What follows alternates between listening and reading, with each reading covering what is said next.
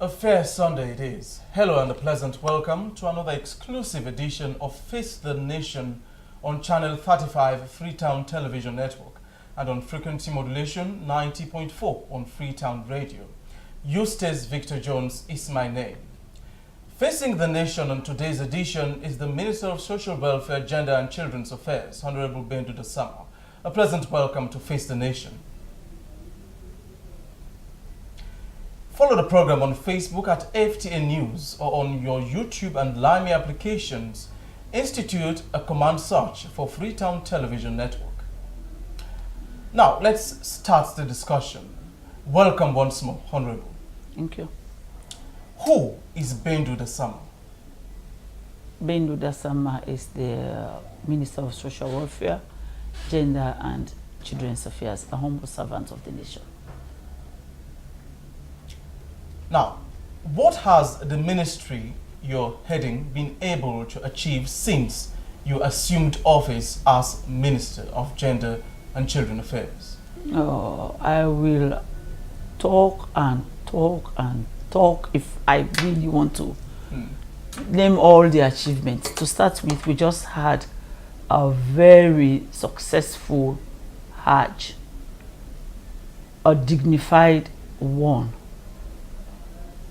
Our people were able to go and come back dignified. We did not leave anybody at Lunge Airport, nor did we leave anybody in Nigeria or National Stadium. And I had a radio interview, and after that interview, somebody called to say, Madam Minister, why do you talk of all your achievements? And you never mentioned that this year, nobody lost their luggage. Everybody got their luggages intact. So that is one achievement. Number two, the peace we have in social welfare. I was at a funeral yesterday, and maybe some people did not know me, and I could hear them discussing the peace that is reigning in social welfare now. That's another achievement. Social welfare, I tell everybody, has a fantastic team. You have a fantastic team of directors and staff. And now we all work as a team, and I, as the head, will continue that piece because together we must achieve. How sure are you that the Hajj, this year's Hajj, went on successfully? Because there were existing fears in the public that some did not even go to the Hajj per se, and some were lost in the crowd.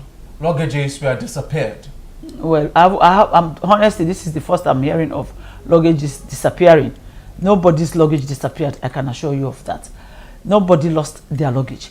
So people, apart from I'm coming. Okay. People will go missing because they were in a different place. For instance, when they went to go around the Kaaba, of course, when I went myself, I lost my way. But then I don't think we lost anybody for a whole day or for 24 hours. We were able to get our people back as soon as we noticed that we haven't seen this person. You know, we all had the what we call Ashobi. So that was one easy way of identifying our people. Nobody was missing. Unfortunately, we lost some people, but not because they were missing. Some people died from natural causes. Natural causes like heart attack, old age, somebody's death certificate read. Some say they were stampeded. There was no stampede. If there was a stampede, everybody would have had. There was no stampede. People will say things, you know, for once, let's Sierra Leoneans or people who like to say negative things about even things that come out very well, just be truthful to themselves. I can assure you, you can ask the pilgrims themselves, there was no stampede. I did not witness not one stampede because I'm sure the people over there themselves have learned to manage the crowd very well. For instance, when we went to Arafat, coming back, we had to use another route. We are not happy because coming back, you use a longer route. But the reason for that was just to avoid the stampede. because you come back and you meet other people going, and just to avoid that crowd that will cause the stampede, they will direct you to use another route. So they themselves had planned themselves thoroughly to avoid such, so there wasn't one. The lady that we lost in at the airport, somebody told the parents that, oh, there was stampede, she died from stampede. But the one good thing was that the whole program was on telly. AYV covered that live, and the parents themselves told me we saw her come off the aeroplane. So that just proved that there was no stampede. She also died of natural causes. So people are going to say all of these things, but I, as the Minister of Social Welfare, who witnessed the program myself, will tell you with every authority that there was no stampede at any point in time throughout the Hajj process. There wasn't any stampede. Thank you very much. You're welcome. What are the other objectives of your ministry? You are I'm going through my successes. You haven't allowed me to finish the successes. Okay. Now there is a ramp as social welfare. A ramp? A ramp for the disabled. There was never one. Okay. There is one. And social welfare decided to get that because we should lead by example. We are now pleading with all other ministries to make their ministries disabled friendly. So we had to start by having a ramp for our disabled people. There is a child friendly center at the Children's Directorate. Excuse me, Honorable. Yes, sir. The RAM you are talking about, is that not the office that disabled we are criticizing, saying it is very small to accommodate the multitude of disabled we have in the country? To accommodate, we cannot. We have. They say the office space is very limited to accommodate the huge multitude of disabled. We have a conference hall. We have a conference hall. And I can assure you that that conference hall will take up to 200-300 people. But then I don't think if we want to really take all the disabled under one roof, we will take them to social welfare. We'll find a bigger hall. Or any other group apart from the disabled group, any other group, if we're having a very big number, we always make sure we pay for a bigger hall. So that is not the hall. There is no hall there that is too small. And of course they come in groups. They have never come together. Whatever group that has come to social welfare, our hall that we have has been able to accommodate. Okay, let's continue. Thank you. Your other key objectives that you've been able to achieve quite recently. You are mentioning, you said there's a RAM now at the office there. For and above all, there is peace. Peace. And teamwork. Okay. Okay. Yes. Peace amongst disabled. The staff. The staff working for the ministry. Working for the ministry. We work as a team, and because we are working as a team and there is no palaver, we are achieving things. So, but I'm sure you are aware that the previous administration's office had several running battles in the ministry, and there is an already existing fear amongst citizenry, or if you like, stigma of the office you are occupying. How would you dispel? Well, I think I've answered this question more than any other question since I It takes credibility, openness, fairness, intelligence, and availability to the citizenry. So, are you sure you have all of these qualities embedded in you? I have all of those qualities embedded in me, and I can assure Sierra Leoneans that there will be no more fight in social welfare. I have been for 6 months, and the staff will tell you that I have a very good working relationship. I can't be firm when I need to be firm. But then I tell people, we have the experts, we have the technical staff. They have a job to do. So why do I have to do everybody's job? Because I think, apart from social welfare, just across any other office, what causes the problem mostly is greed. When one person takes upon him or herself to say, I'm going to do all of this and keep everybody away. But I know everybody is paid for a job, and I'm there to make sure that the job is done and everybody is doing their job. And I will lead by example by not fighting with anybody. I'm not the fighting type. I can tell you my peace of mind. Of course, you must have noticed that when I walked in, we had a few before we started.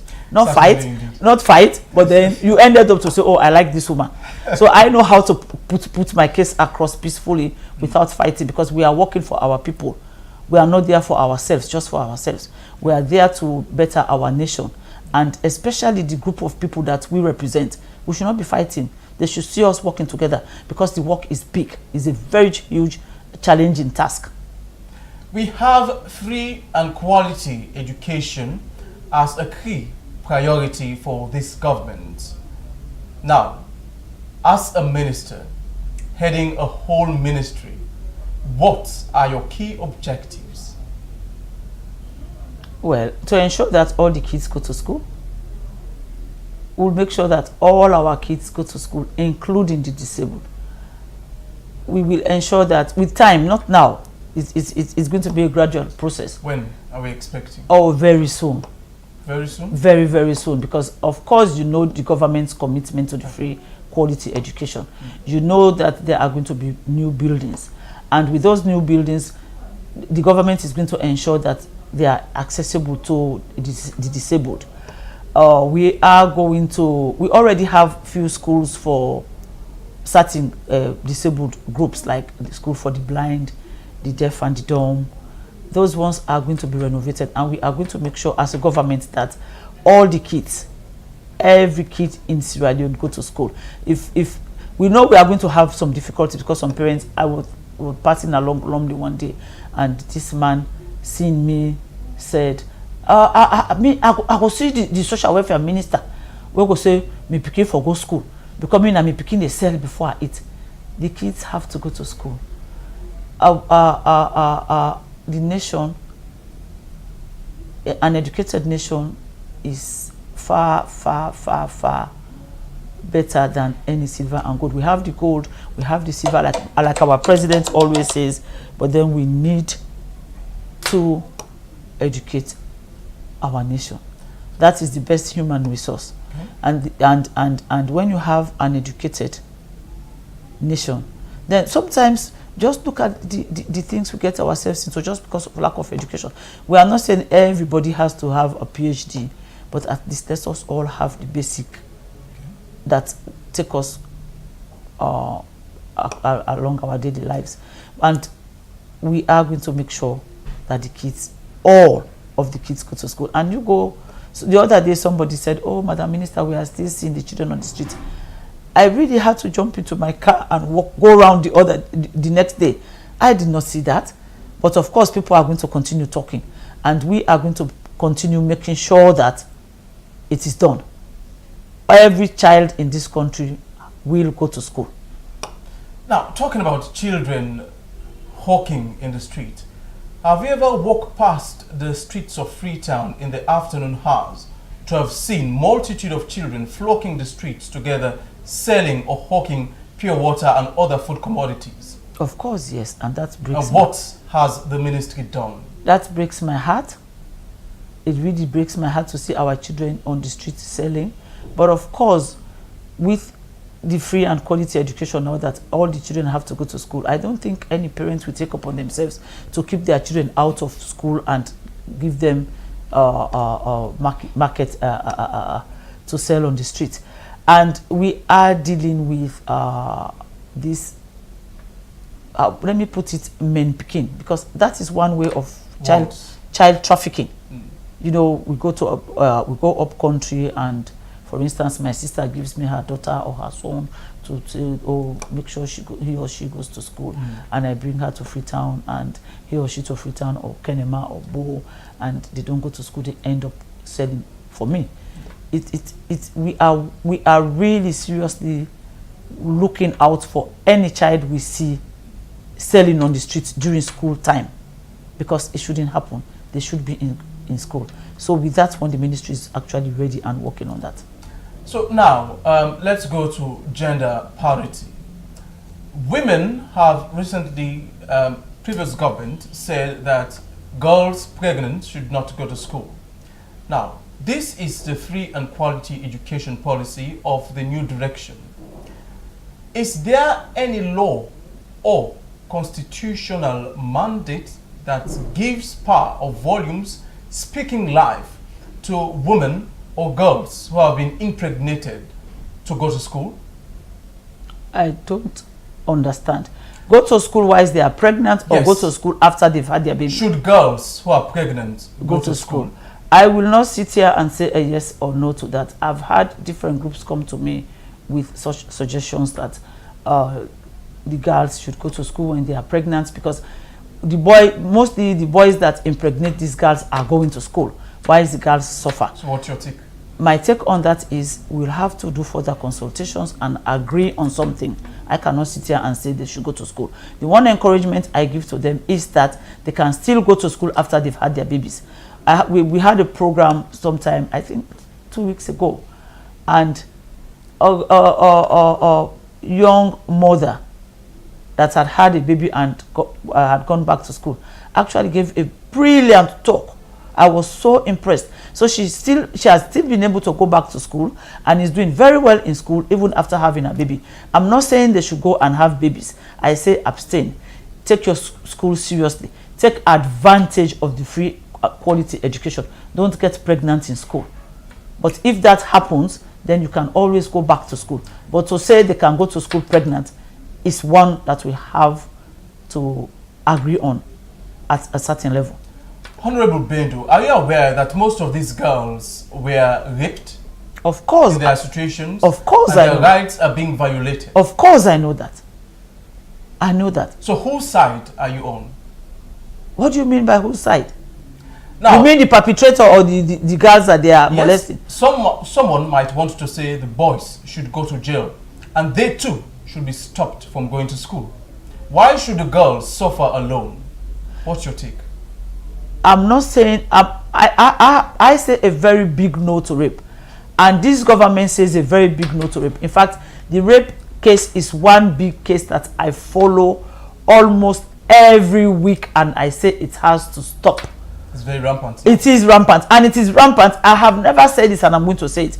It is rampant because it went unpunished, or nobody took any cognizance of it or any serious action against it for 10 good years. Yeah. So it's like, even we are trying so hard, you cannot believe that even in my area, somebody raped a 9-year-old. Just imagine. And that poor girl is now in a safe home. The man is in prison. Wow. I could not believe that few weeks down the line, another rape happened in the same area. So my answer, I've really asked myself times without number, what is happening? And really the answer I've come up is that it has gone unpunished for so long. It has really, really gone unpunished for so long, because I'm sure they've done it and they've gone they've been arrested, and 2-3 days down the line they are walking free on the street. That's how things end. That's how things end. But it has changed. It has changed. It has changed. It has changed. What is the firm assurance to the farm assurance is that the laws are there. The laws are going to be fully implemented. At the moment, social welfare is working on a very massive sensitization across the nation. We are taking it to all communities that is a big no to rape, and there are punishments for people who sexually penetrate our girls, our women, who rape our women. It has to stop. The punishment is huge.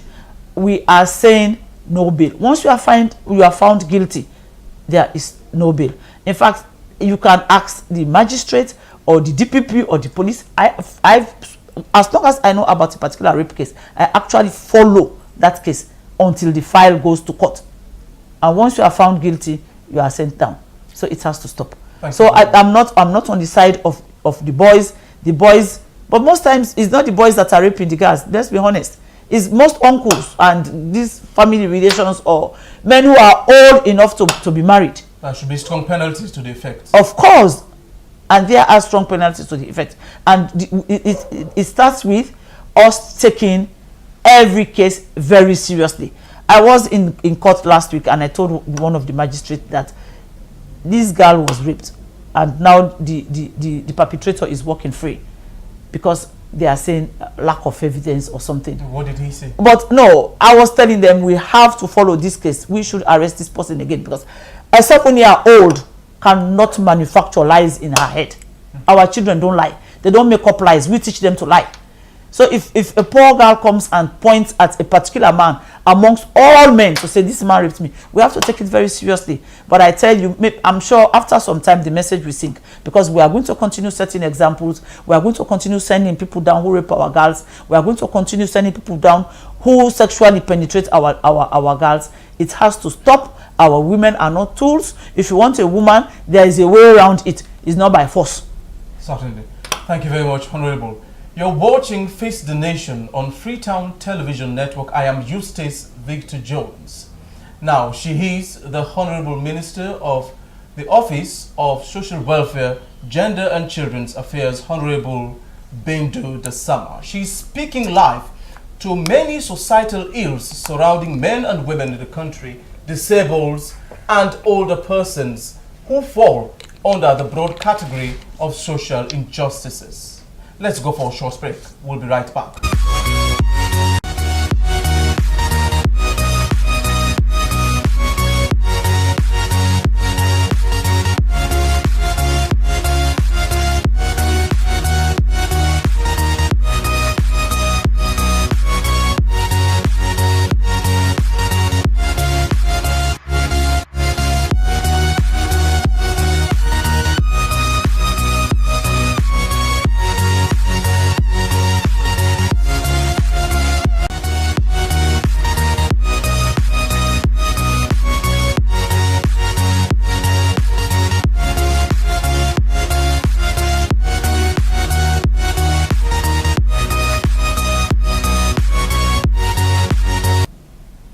Welcome back. You're watching Face the Nation on Freetown Television Network on channel 35 and on Freetown Radio on 90.4 frequency modulation. I am Eustace Victor Jones.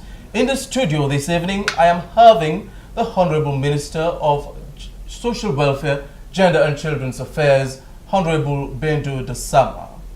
Now, we've been speaking on several ills that surround pregnant girls going to school, the package that include disabled in the country, reformations she had undertaken, and how successful was the Hajj pilgrimage for 2018.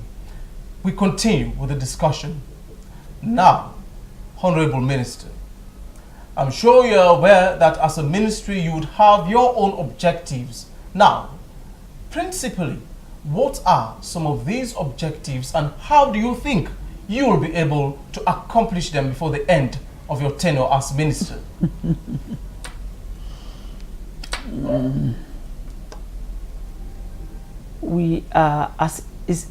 I start with teamwork and peace. Okay. It's number one on my list. And as a team, we are going to change the face of social welfare. As a team, we want to take our children off the streets.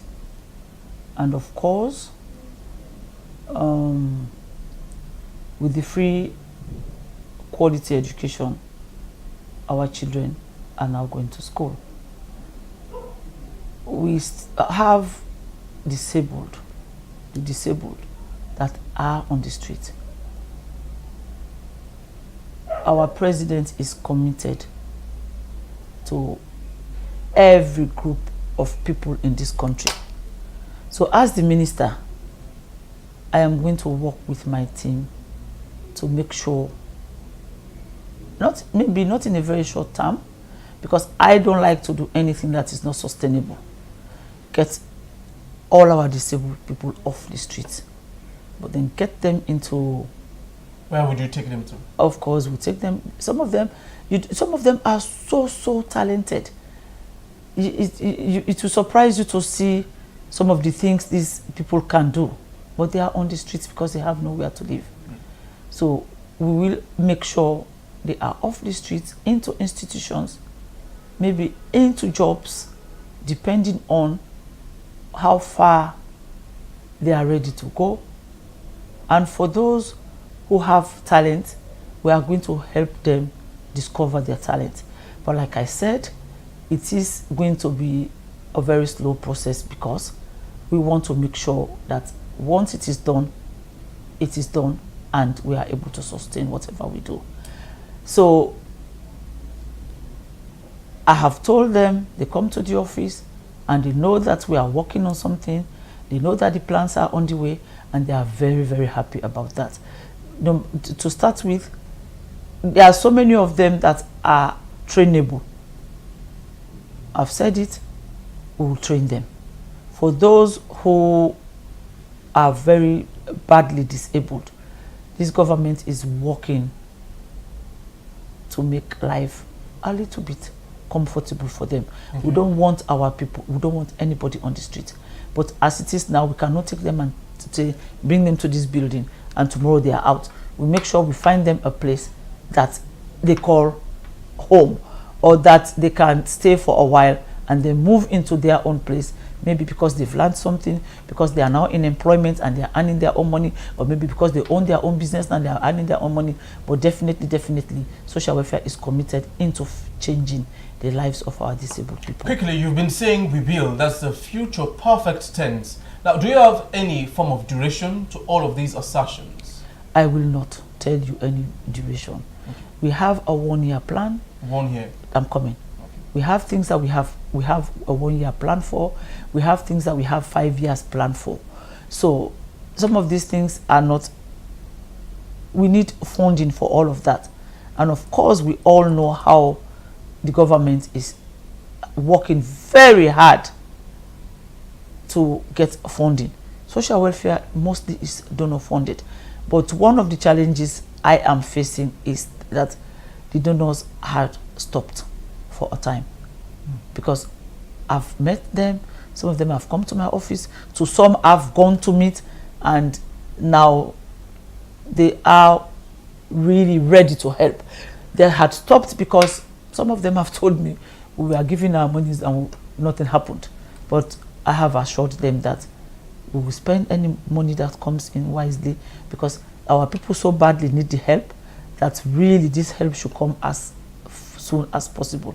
But having said that, the government is also committed into making life better for our disabled people. Do you have any budget that you've budgeted as a ministry and written to the Ministry of Finance? Of course, yes. How much are we talking about? I will not sit here and tell you how much, because money comes in, and it comes in for, social welfare deals with all the social and welfare issues. So I will not sit here and tell you, because I don't want you to take me and put me to the mouth of my brothers and my sisters to say, oh, the minister said they've put aside $2 billion for the disabled people. No, don't take me there.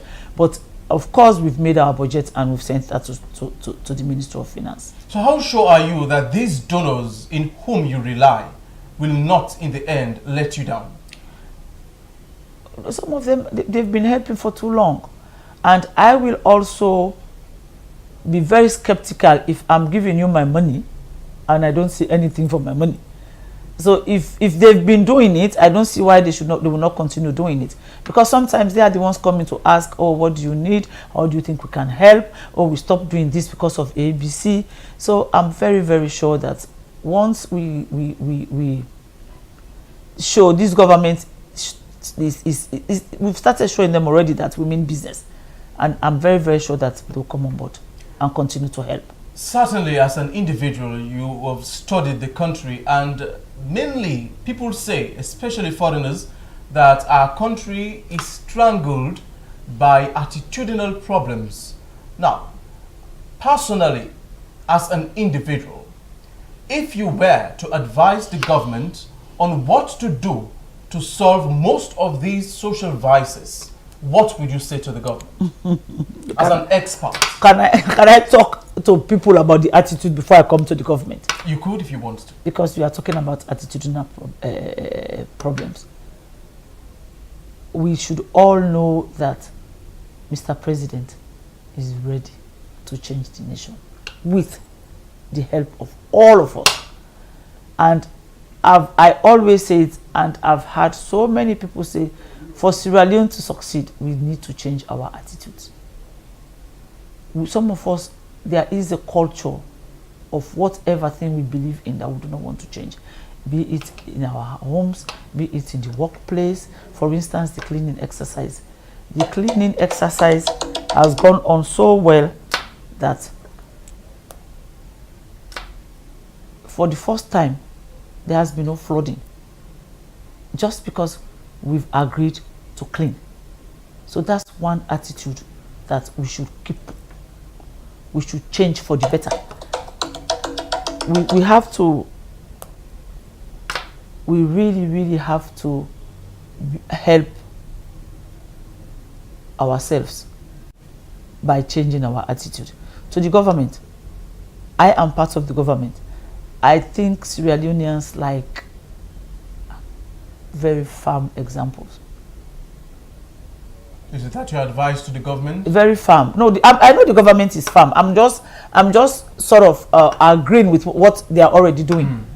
That will continue being firm. For instance, on the rape cases, no bail, you go to prison. With Sierra Leoneans, once we continue doing that, you tell me, maybe 6 months, 1 year down the line, you will see things will begin to change in that particular direction. Because with us, if we just talk and don't act, then the people will know these people are just talking, they are not acting. So it is action, action, action. The laws are there, we are going to implement the laws, and when we implement the laws, anybody that falls short of the law, you will be punished. So as we close the program, what would be your concluding statement to both the government and the people as a minister? To the government, I will say keep up the good work. Keep up the good work. I know that all my colleague ministers are working so hard. I know that my president means business. Of course, he's a no-nonsense man. We all know that. So to the government, I say keep up the good work. Let us work to change our nation. Our people need our help. To the nation, we are all Sierra Leoneans. We have only one Sierra Leone. Elections are over. We now have a ruling government. Let us abide by the rules of this government and change the lives of our children. Corruption is a no-go area. Rape is a no-go area.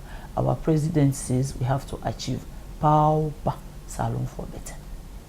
Many thanks to you for gracing our invitation. I have been speaking to the Honorable Minister of Social Welfare, Gender and Children's Affairs, Honorable Baindu Dassama. It's a pleasure having you.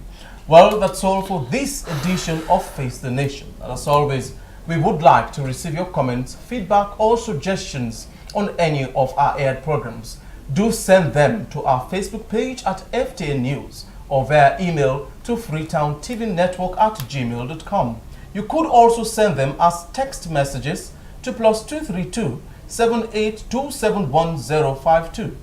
Until Face the Nation returns live at 5 p.m. on next week Sunday, I have been Eustace Victor Jones saying thanks indeed for watching and listening. Bye for now.